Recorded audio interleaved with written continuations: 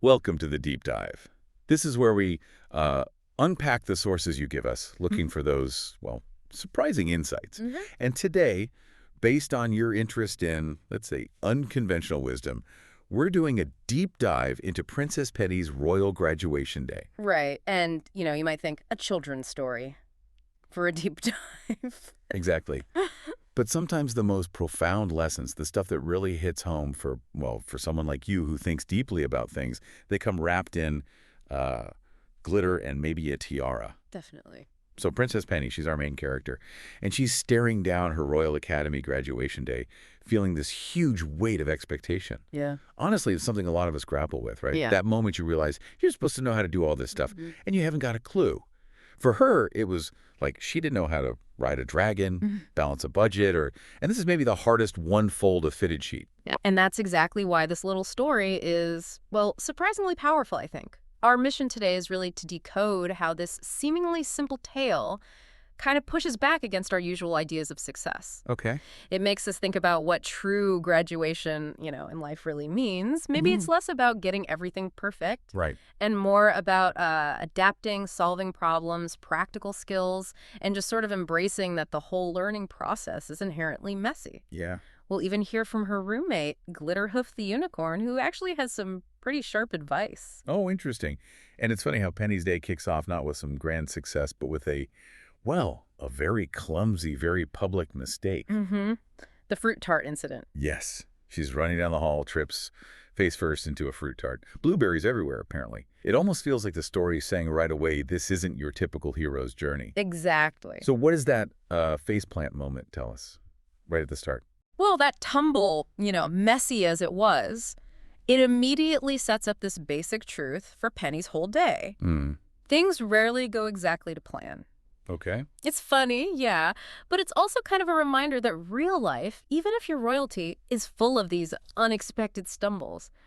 Her very first lesson, if you like, isn't some grand academic thing. Oh. It's about picking yourself up, maybe literally in her case, and just learning to navigate the bumps in the road, the imperfections. It sets the tone, really. Success isn't about avoiding mistakes. It's about how you respond to them. That's a great point. Yeah, like the story saying, buckle up, it's going to get messy. Very much. And that lesson was definitely needed when she got to the Royal Graduation Challenge. The Queen Headmistress announces 3 final tests. Yeah. The first one, dragon diplomacy. Ah, yes, dragon diplomacy. Imagine, Penny has to face down this rather sassy dragon, Kevin's his name, and he's basically grumbling, convince me not to torch your graduation sash. I mean, talk about high-stakes negotiation right out of the gate. It really is. But what's so insightful, I think, is how she negotiates. It's driven by empathy. Okay. She doesn't just offer him, like, gold or something generic. She figures out what Kevin specifically wants, his, almost primal incentive. Right.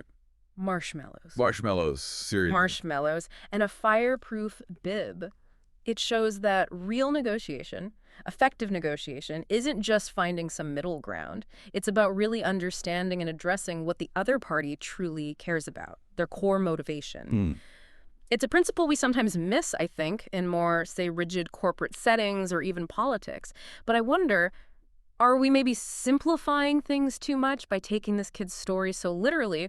Or is there a core idea here that actually scales up to, like, big international deals? That's a really sharp question. I mean, okay, maybe a real-world dragon needs more than marshmallows. Probably. Yeah, but that underlying idea, figure out the other side's real need and offer something targeted that feels pretty universal, doesn't it? It definitely seems better than just trying to, strong-arm them or ignore the problem. So, okay, she handles the fiery beast with marshmallows. Successfully.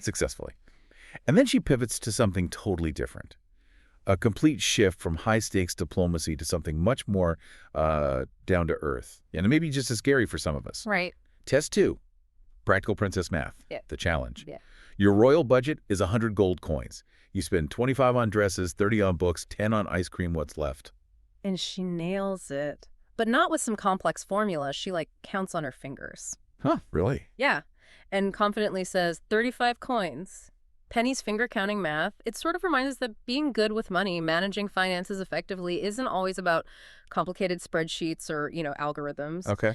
Often the most powerful thing is just grasping the basics, making it accessible. It challenges that whole intimidation factor around personal finance, suggesting that just keeping track, even simply, is key. even for a princess. That's true. We often think of math as this abstract thing, but this is about immediate practical application. Exactly. Fundamental understanding beats fancy tools sometimes. Absolutely. Yeah. But then came the final hurdle, a challenge that I think strikes fear into the hearts of even the most dedicated laundry doers among us. Oh, I know where you're going with this. Life skills. Mm. Penny stands before this blob of linen, as this story calls it. And the instruction is simple. Fold this fitted sheet. The fitted sheet. The ultimate test. Oh, the fitted sheet. Seriously, that thing is still my nemesis every single laundry day. It's Um, so relatable. And what's great is seeing her struggle. The story says she wrestled with it, it flopped around, it just wouldn't cooperate. sounds familiar. But she didn't just give up. She kind of shoves it into what's described as a neat-ish ball. I need a spa. That sort of declares, ta-da! And the queen headmistress, she just chuckles and says, close enough. Close enough. Okay. Now, this isn't just about, oh, it's okay to not be perfect. It's maybe more about recognizing the strategic value of sufficient effort sometimes. Strategic value.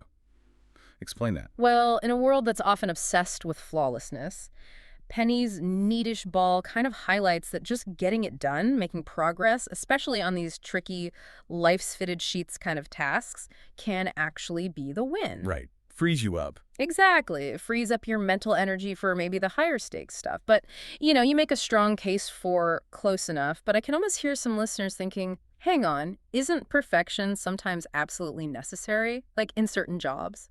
That's fair. That's a crucial distinction. Yeah, how do we tell when close enough is a smart move versus just cutting corners? Good point.